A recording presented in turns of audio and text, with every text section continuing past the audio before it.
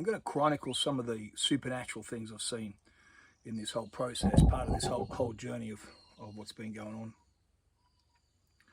So the first one started in Mossvale, and I was down there, I was picking up firewood, and I thought my connection was with a coastal group of Umbrani or Aboriginal folk called Bunjalung, which would have been seawater dreaming, people tied into the coastal areas.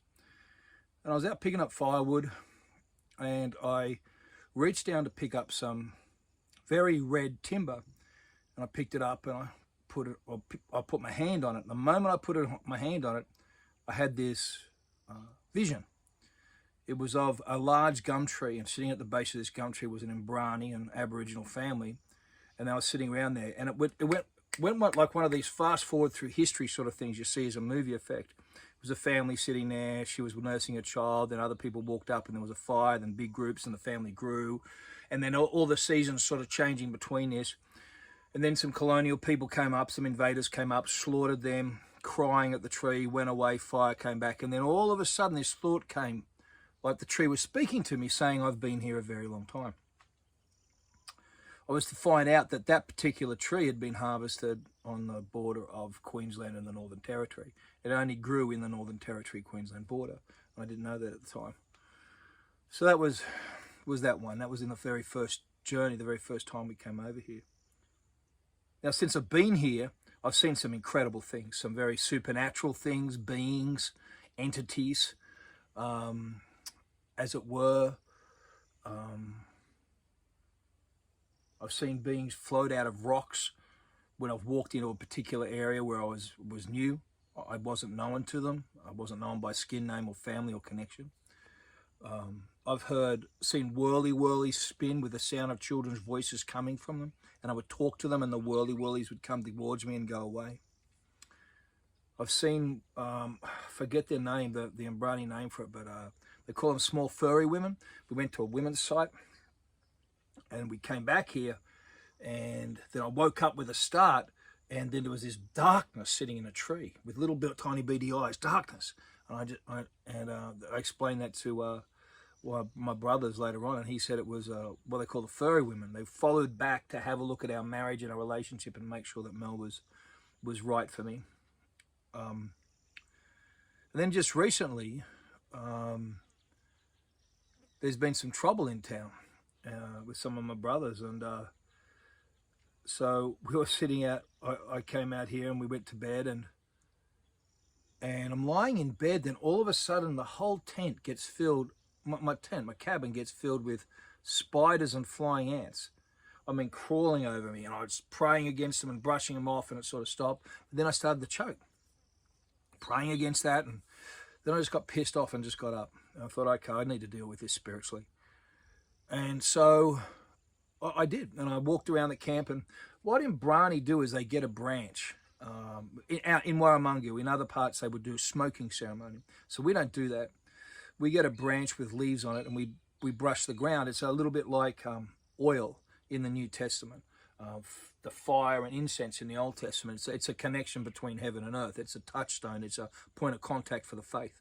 So I'm talking to the Holy Ghost, praying, and touching the ground and walking around my camp. And I walk around it, and I come to the bag.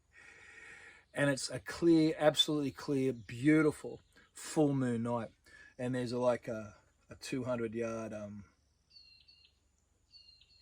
driveway that you can see down. And normally it would have been flooded with moonlight. But I'm standing there and it stops. The moonlight stops at about 25 yards into this thing, 25 meters into it. And here's this being. It's about 6 or 7 feet tall, furry, 4 arms, legs, but the legs are like emu legs that go backwards, piercing red eyes. And it's menacing. And I knew this thing was here for me because we've been talking about different things that had happened downtown. And so I just commanded it to go. Just took spiritual authority over it, as I know to do as a Christian man, and just commanded that thing to go. And to come up later that there was feathermen. There's a particular featherman in town who doesn't like my brother and has been involved in voodoo and witchcraft and stuff like that. So that was interesting. But what was really interesting was when I talked about the whirlies. and those voices, those ancestors, because the Umbrani believe that whirly-whirlies are ancestors, it's spirit beings. It's just been interesting. I'm a spiritual man, I'm a Christian man. I've had encounters with the supernatural before, many encounters with the supernatural, with demonic, with the presence of God, with miracles, signs and wonders. But what has been interesting is walking on this land and how closely veiled it is, or how thinly veiled it is between the natural and the supernatural. How it's all one existence. You float in and out. When I was out here before, there's this moon dreaming, and I was walking back from there. And I turned around to my right, and I literally saw these 6 figures, maybe a dozen figures, I can't remember, float out of the rock. And they were elders, old men with spears and swords. Spears and shields. And then they just stood there. And I had to reassure them that I meant no harm. And here I was, Jongarai, I was on Jason's property, and we're together. And then it sort of, we were in the dark trying to get back to the camp. And once we left there, we sort of knew where we were going. And what was interesting the other day is with these whirly-whirlies that I thought were children running off, I'd gone purposely to find goanna to eat, and I'd never hunted goanna. I don't know how to track goanna. I'm not Umbrani. I've never grown up with this. I just purposed to go and do this. And there's this whirly-whirly went, and I called back and asked her to come back, so don't be scared of me. And this whirly-whirly sort of turned around and came back a little bit and then disappeared. And then I turned straight around, and there instantly I saw a goanna. And so it's just interesting. It's just interesting. I find it fascinating how thinly veiled. I've always believed that the world we're in is really a pretense or a shadow of the real world, the spiritual world. I've always believed that. I've always been a spiritual man. That there is forces greater at work in our universe and in our world. But to be in a place and environment where the veil is so thin, I think Western society, Western culture, we fill it with so much crap and so much noise, and we don't give ourselves time to sit and listen to spiritual things and to be spiritual people. We're created. The Creator made us. We are spiritual beings. And to be in an environment, a country, where the spiritual is everywhere, thinly veiled. The Umbrani have no problem with demonic, spiritual things, miraculous things. It's part of their everyday life. And they don't talk about it with, oh, well, this thing happened. They just talk about it like you can speak to goanna, and the goanna will stop so you can grab it by the tail. You can speak to echidna in language, so the echidna will roll on its back and open up its legs so you don't get your hand spiky, so you can kill it in the heart.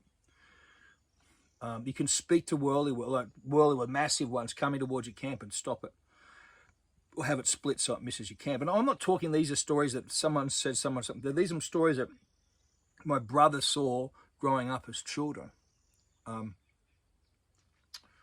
So it's just a different reality.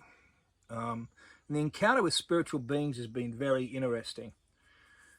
And I'm sure that won't stop in different ways. I was out at a site the other day, and there was just a sense of the weight of the place.